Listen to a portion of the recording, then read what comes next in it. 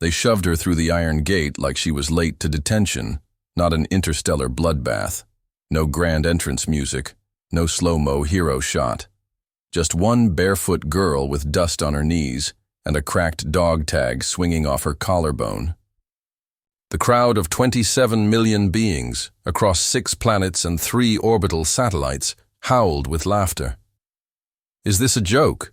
one of the Bravarn commentators snorted through his neck vents. "Who sent a child into the gauntlet?" Raya squinted up at the twin suns, shielding her eyes with one hand like she was scoping out a bad beach resort. "Seriously? 2 suns and still no shade? Barbaric." The laughter got louder.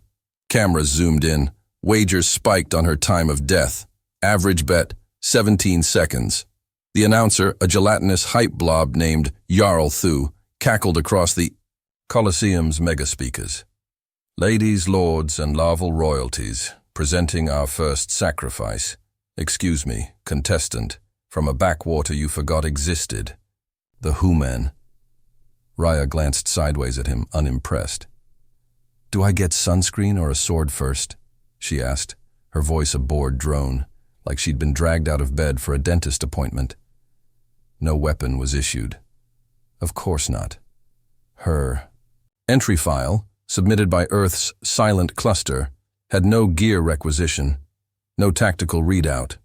Just 2 words: cultural exchange. The first creature emerged, a 12-foot terracat from the zither breeding pits, all claws, muscle, and polished. "Exoskeleton." It snarled. She blinked. It charged. She stepped aside. One lazy pivot. The thing flew past her, miscalculated, and went shoulder first into a reinforced wall hard enough to snap bone and alloy. The sound echoed. The crowd went silent. The cat twitched, didn't get up. Somewhere, a Bravarn senator choked on his ceremonial hydration capsule. Raya scratched her nose. "Do I still get paid if I skip the final round?" she muttered, more to herself than anyone. The arena floor vibrated faintly beneath her bare feet as the second gladiator entered. A Chimovian death beast, spliced with Draken DNA, armored in biometal scales and fitted with neuro whips for a tail. It roared. She yawned, then walked toward it. The crowd leaned in. Her pace was slow, casual, disrespectful. She didn't run, didn't posture. Just reached the thing, ducked under its flailing limbs, and jabbed a knuckle softly behind one leg joint. Something cracked. The beast went down like a sack of glitching meat, whining in pain. She just broke it like a breadstick, whispered the announcer, now audibly sweating through 4 of his mouths. Behind the scenes, the Bravarn control room exploded into emergency chatter. "Where's her bioscan? No elevated heart rate?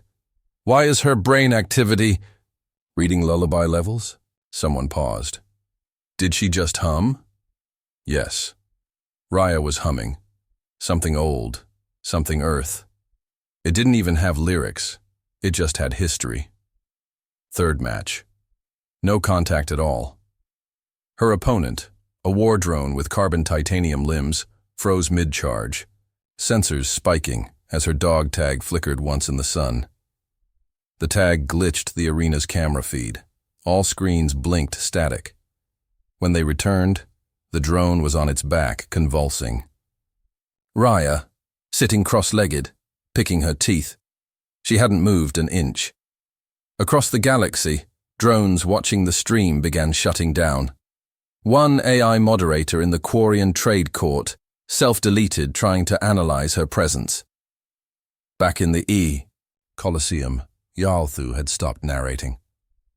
The 4th match never started. The handlers refused to send another creature in. Security drones circled her like confused pets. Raya finally stood, faced the closest camera. "This isn't a challenge," she said, calm, flat, factual. "This is an overdue reminder." She tapped her dog tag once. Ash Veil active. The broadcast stuttered, then cut. Across the starfields, silence fell. Not the quiet of awe, the kind of silence that precedes a shift in gravity, in history, in how people remember what they forgot, and in the arena, where blood was meant to soak the sand, only a footprint remained, burned into the ground like a smirk that wouldn't fade. Overseer Lurek hadn't slept since the girl broke the gladiator drone with a blink. His office, normally a sanctuary of scroll-chiseled control panels, draped banners and scent-modded oxygen, now smelled like fear and overprocessed coffee. The data feeds kept looping. Every time they tried to rewatch the footage, it corrupted into static, then a frame of her face, still, unreadable, borderline amused. "Get me a scan," he hissed to the TechCast workers, his scales drying, in patches from sheer stress. Get me anything. But every probe, every spectral analysis, every quantum tracer fried on contact with the tag she wore like a joke. Raya 045, Project Ash Vale, status still watching. It wasn't even encrypted. It was worse. It was empty. The data refused to exist, as if the file had been erased by a higher authority that didn't ask permission. Meanwhile, across, the galaxy feeds had been restored, selectively. Some systems were back up, others only showed one looping message in Terran Standard. Hope you're taking notes. In the arena, the silence had metastasized. Audiences didn't scream. Now, they watched her like she was a countdown. The fifth challenger entered without music. A species called the Drank, armor-plated gorilla rhinos with hydraulic fists and cranial lasers. It weighed a metric ton and bellowed its own name like a war horn. Raya, still barefoot, dusted a piece of lint off her sleeve and muttered, "Another one who thinks chest-thumping is a strategy. Cute," the Drank charged. She moved at the last second, not fast, not flashy, just efficiently. Her foot met its knee with a sound like wet plywood cracking. The beast staggered. She twisted its wrist with one motion and redirected its own fist into its jaw. It went down harder than the crowd's expectations. This time, no sarcasm, no gesture. She just walked away before it hit the dirt. She didn't even look back. That was what unnerved them more than anything. Behind the arena's tinted observation glass, General Yarthan, gray-scaled, battle-scarred, and usually allergic to politics, turned to the oversight board. "This isn't a contestant," he growled, voice dry as crushed stone. "This is Earth sending a weather forecast." "A what?" spat a younger delegate. "Forecast," Yarthan repeated, tapping the display with one clawed digit. "She's the storm warning. What follows isn't wind or fire. It's a shift in reality. And we're still arguing about crowd ratings." Meanwhile, Jarl Thu the announcer had stopped performing entirely. His mic was live, but his voice had shrunk to a whisper. "She doesn't blink," he mumbled to no one in particular. "She breathes like the air owes her rent." In the stands, once rowdy fans had started filing out mid-battle. The magic was gone, not because there was no violence, but because there was no uncertainty. Raya wasn't winning, she was correcting, and every loss she handed the galaxy wasn't just physical, it was philosophical. Empires who prided themselves on superior muscle, forged DNA, and exotic tech were being schooled by a girl with no shoes and a face like, this could have been an email.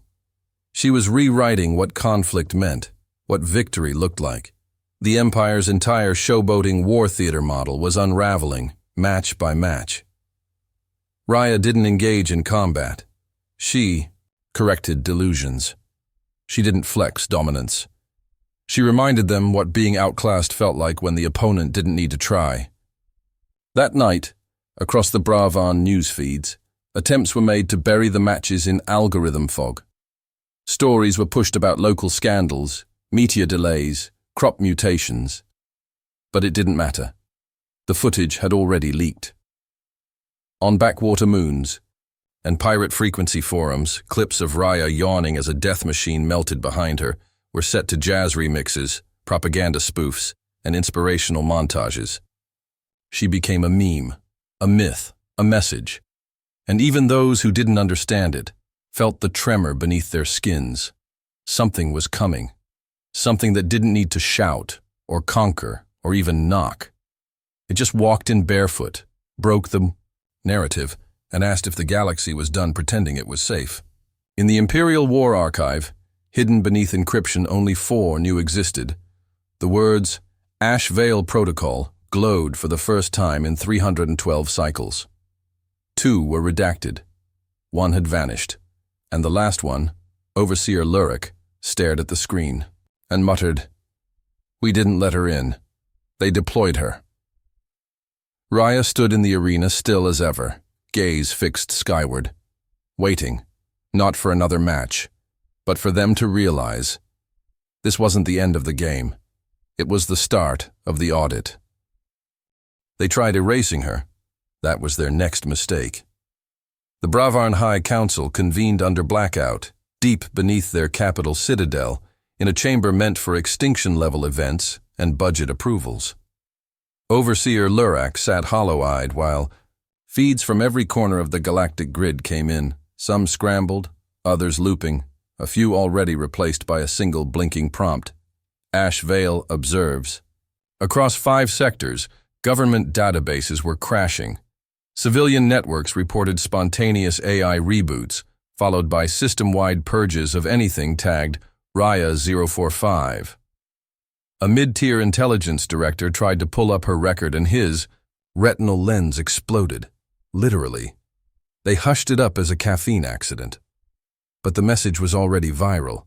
Every attempt to define her, record her, or even remember her through artificial systems was being corrected.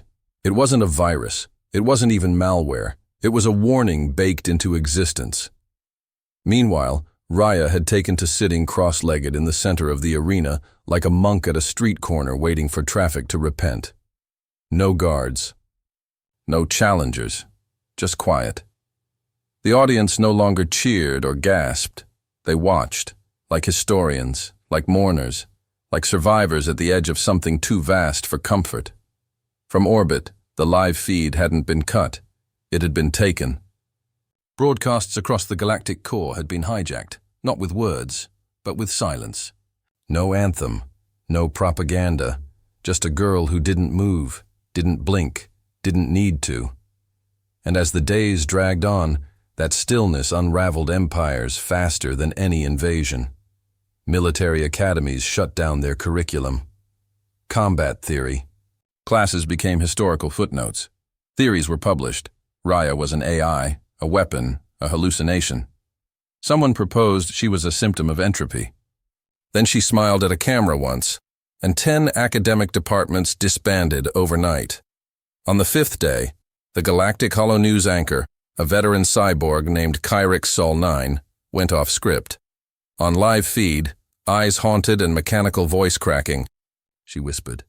She didn't come to fight. She came to remember for us, and to make us remember her back. Somewhere in a forgotten corridor of the Empire's tactical vaults, General Yarthon stood before the sealed chamber labeled Ash Veil Contingency. It hadn't been opened in a century. With clawed fingers, he punched in a code known only to those who had once wargamed humanity and survived the embarrassment. Inside, a single artifact pulsed dimly, an Earth-standard data shard with a blinking dot that read, "Deployment acknowledged." He didn't touch it. He just nodded. It's happening again. The Empire's puppet empires, the Drask colonies, the Luxari trade ring, even the mind state of Zir, began deploying counter-propaganda. They aired massive parades, biomech marches, techno-rituals to remind the galaxy who ran the show. But even during their most extravagant displays, someone always held up a tablet, a screen, a dirty piece of scrap metal, with one phrase scratched into it. She's still sitting. The galaxy began to tilt. The showboating power structures, addicted to being seen, could no longer ignore the quiet. They had glamorized war, cataloged victory, monetized destruction. And now, a single barefoot girl had made them irrelevant by not performing. Raya hadn't spoken in days. She didn't need to. Her presence was louder than any anthem. But when she did speak, just once, it rippled through the arenas, through the satellites, through the galactic airwaves like prophecy carved into thunder.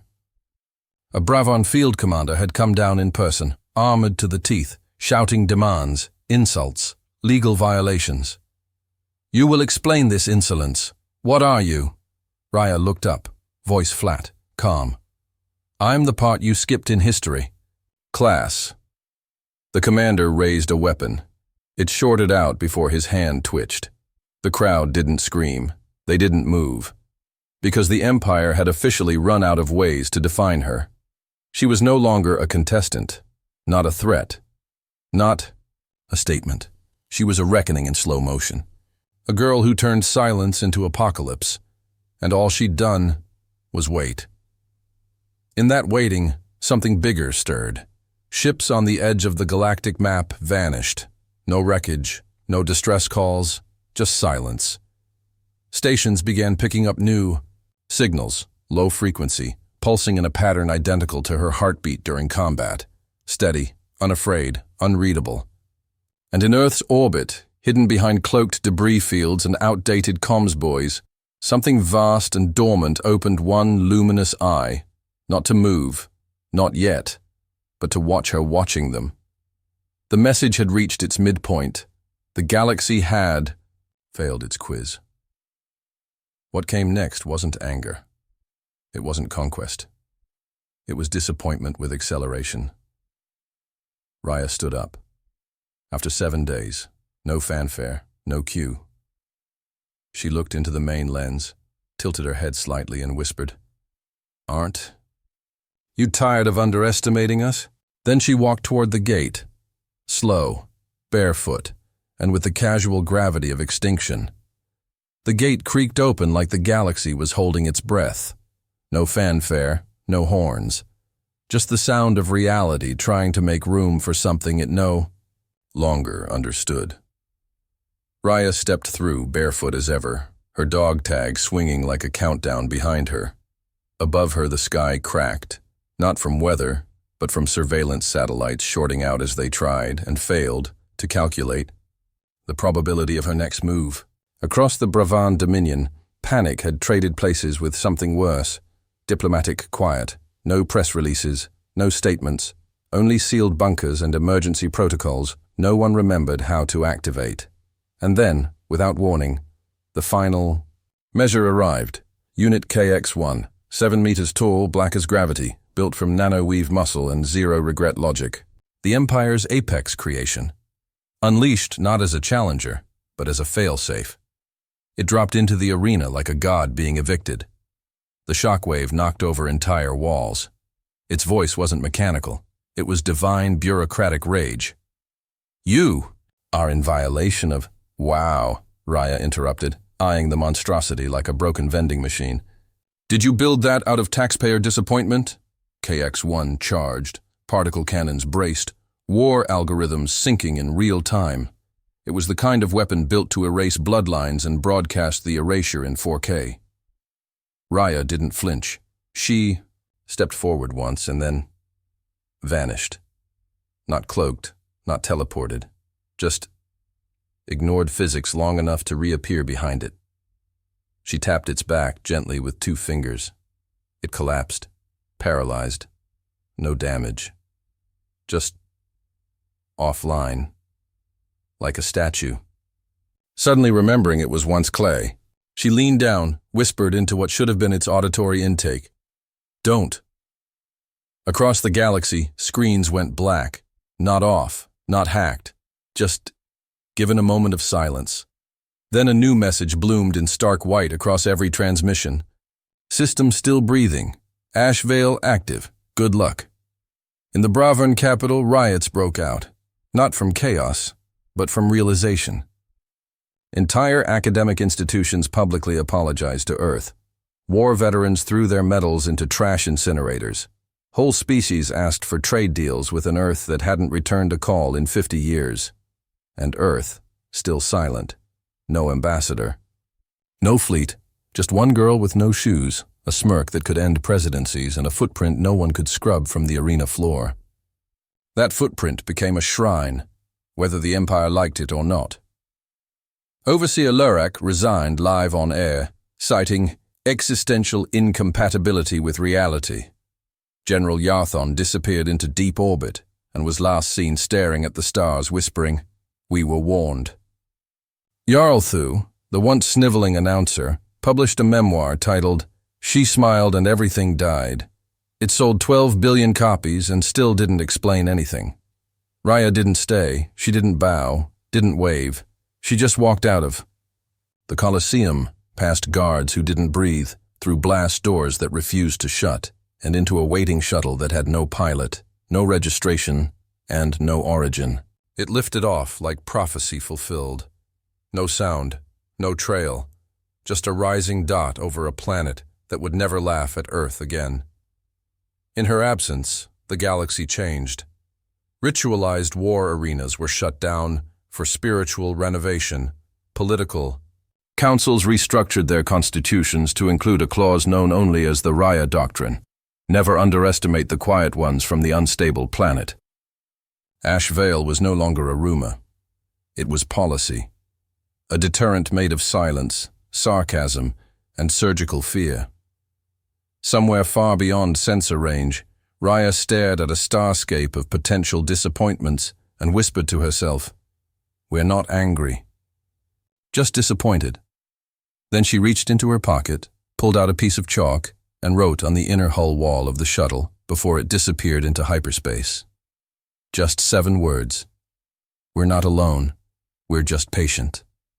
And the galaxy, now fully aware of its irrelevance, finally shut up.